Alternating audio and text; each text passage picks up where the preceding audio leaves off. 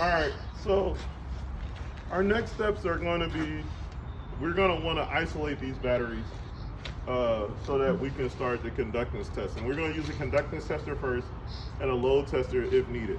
And the reason that we're going to go about it in that way is because a conductance tester can give you a false good. A load tester cannot. Like a load tester will never give you a false good, right? But people say, well, Lester, why don't we start off with the load tester? Because when we go in there and get that load tester, you'll see that it's a lot harder to pull our load testers out, sometimes depending on which ones our shops have, than it is our conductance testers, right? So let's look at this conductance tester.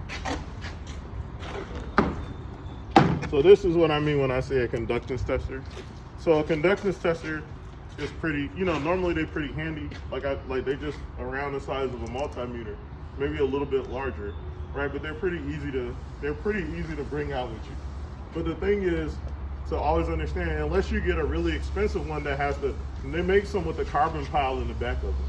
You see some of them, like the ones you may have seen the people at like Napa and AutoZone with them, and they had a carbon pile in the back of them. And those ones are a little bit better, but I think they still have a maximum rating on how much they can test out realistically, right? So on something like this, they may not be able to test the battery with the level of cold cranking amperage that these ones have inside of these group. I believe these are group 35 batteries or group 30 batteries, something like that. So they may not be able to test this group of batteries, right? So I don't recommend buying something like that. I mean, if you absolutely want to, you can, right? But I would recommend buying a really nice conductance tester and a really good multimeter, right? And understanding the purpose of both of those tools, right? So what we're gonna do next is we're going to separate these batteries, and this is important because this is a step that's often missed. Because people will test, they'll like, okay, let me go here to here without taking the battery off and test it. No, I don't want to do that, right? Because I don't want to create, and I haven't read anything on this, so I'm not gonna like stand on it because people may come back and argue and say, well, I read some documentation that say you don't have to separate the batteries. I always separated the batteries, right? Because I want to know that each one of these batteries is isolated from the others, right? So I'm going to go ahead and separate all these batteries, and then I'm going to test them with my conductance tester next, right? So when I start that process, a couple of things I want to be aware of, right? We're paying some attention to is stuff like this, right? So we see a bunch of corrosion that has built up on these battery terminals, right? We don't want to ignore that kind of stuff, right? And I would even take it a step further as to say that when you see a bunch of this blue type of corrosion start to build up on your batteries, what you really want to do, and you see a little bit of this varnish right here as well, all that light blue stuff, what you really want to do is actually take an additional step to look back inside of this loom and make sure that none of that is appearing inside of the loom as well. Okay, so you may have to cut a little bit of that back and open that up to see if you have a bunch of corrosion inside of that loom. Most shops you work at, they're gonna have plenty of battery cable and stuff around for you to make new cables with anyway. These cables you may have to order if you run into that problem, but normally these cables right here, you can just make them inside of the shop, okay? And then another thing is, like I said, you really wanna get into the habit of drawing a diagram of your batteries, not just taking a picture of it. When it's as simple as this is, you don't see a bunch of extra loose wires around, it's totally fine just to take a picture of it. But I would highly suggest that you get into a habit of writing out a diagram before you take your batteries apart, right? And then just being aware that, oh, I need to keep my positive and my positive cables and my ground cables away from one another until I get the batteries totally separated, or I can arc out the batteries. And when we look at the size of these posts, you're gonna see that pretty much if I arc out one of these batteries, I pretty much have to buy a new one because I done damaged the post so bad that there's no way I'm gonna be able to get one of these locking studs, one of these locking nuts back on.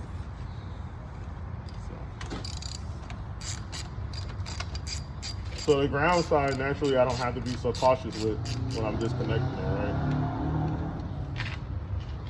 Because it's not gonna be the side that's gonna totally destroy my wrench. So this goes also back into why do we get and I haven't covered this yet, but I plan on doing a video on it. So why do we have some wrenches that have, you know, your rubberized handles on them, and then why do we have some wrenches that don't, right? And so a wrench like this, you say, well, I only kind of need one or the other, and that's not necessarily true, because a wrench like this allows you to get a cheater pipe on it if you need it. And I know the first thing that jump out of your mind is like, Lester, you shouldn't be using a fucking cheater pipe on a wrench, on a ratchet, but you will use a cheater pipe on a ratchet at some point in your career, so don't get all flippant with me, right? Right? At some point in your career, you'll be in the shop thinking about me, being like, damn it, right? And so the thing is this, the ones that don't have comfort grips on them, naturally it's a lot easier to get that, you know, to get a pipe that goes up on compared to the ones that do. The order I suggest you buy them in, though, is one without the comfort grip first, and then later on when you're making all that good money, you can buy you one with the comfort grip.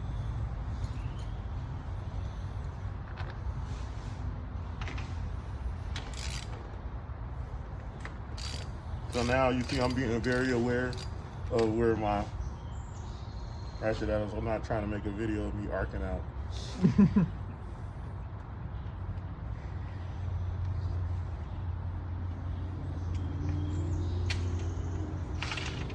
And then I'm also being very aware of where I'm placing all my hardware as well, right?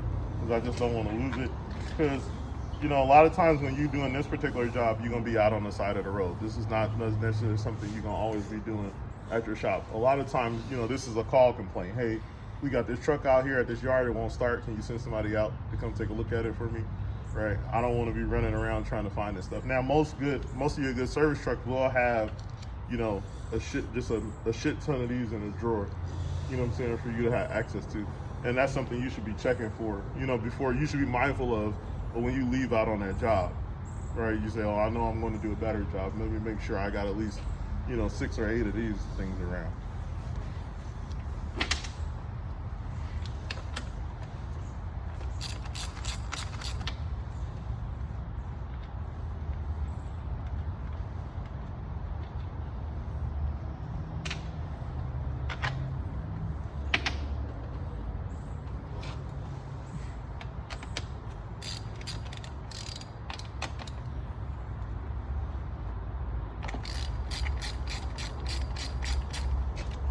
And you see another thing I'm doing, I'm just breaking them with my hand. I'm not trying to take them all the way off with my hand, with the ratchet, right? I'll just break them loose, and then I can just screw the fastener off with my fingers, right? And that's very purposeful, right? I'm doing that on purpose because I don't want to run the risk of arcing that ratchet. And this is like, you know, like just the good habits that develop over time. Like this is not like something that, you know, all in one day.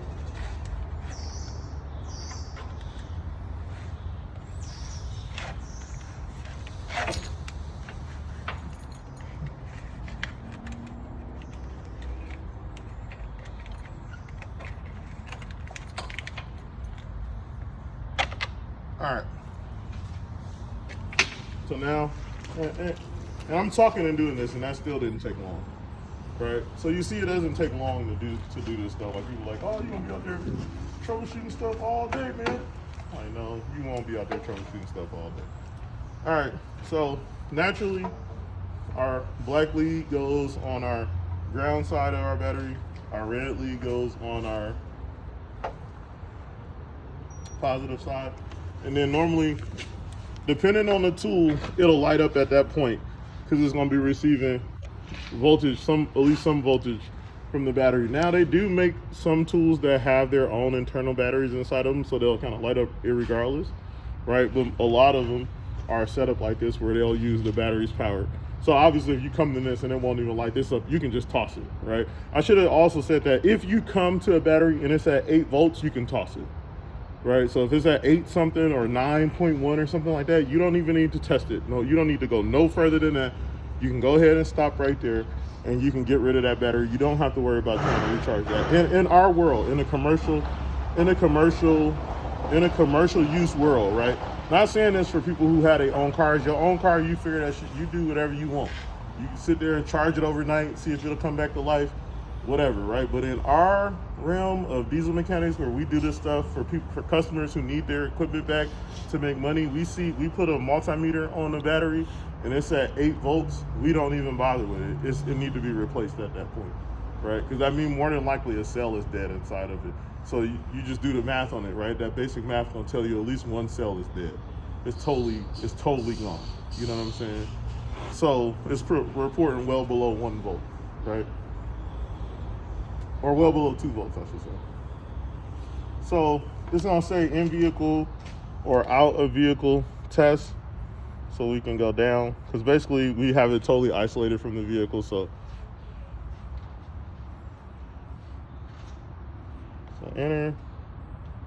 So this is group 31. So group 31 battery, we see right here the group it is. So it say 31D.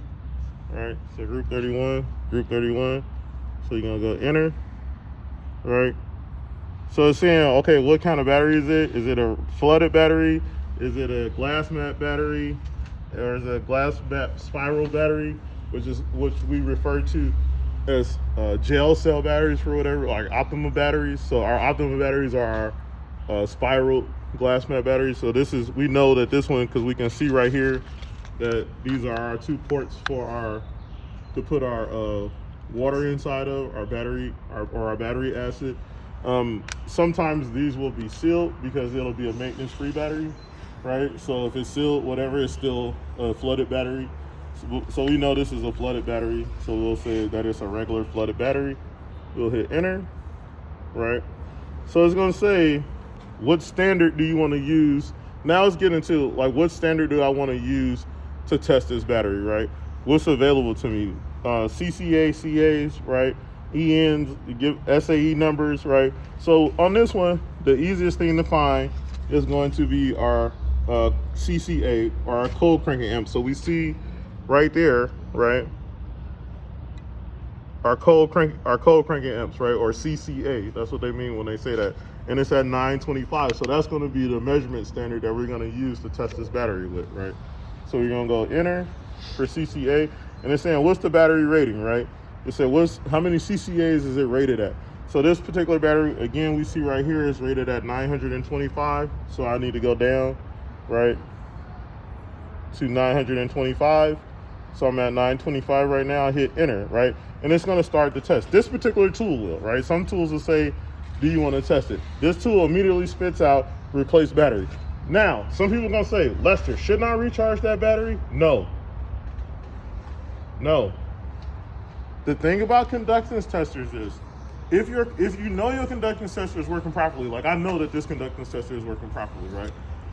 Conductance testers won't give you false bads, right? If the conductance tester tells you that the battery is bad, you can pretty much trust that the battery is bad, right?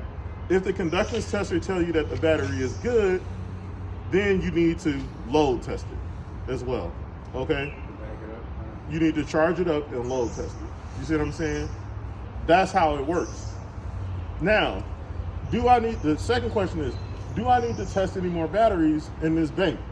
Right? So you say, well, Lester, obviously I know this battery is bad. I need to keep testing them? No. I also don't need to test any more batteries in this bank. I can replace this whole bank of batteries at this point. Why is that the case? Because the way that batteries work when they're in a parallel system is that whichever battery is the lowest, the other batteries have to compensate for that one bad battery, right? So what it does is it pulls the capacity of those other batteries down over time.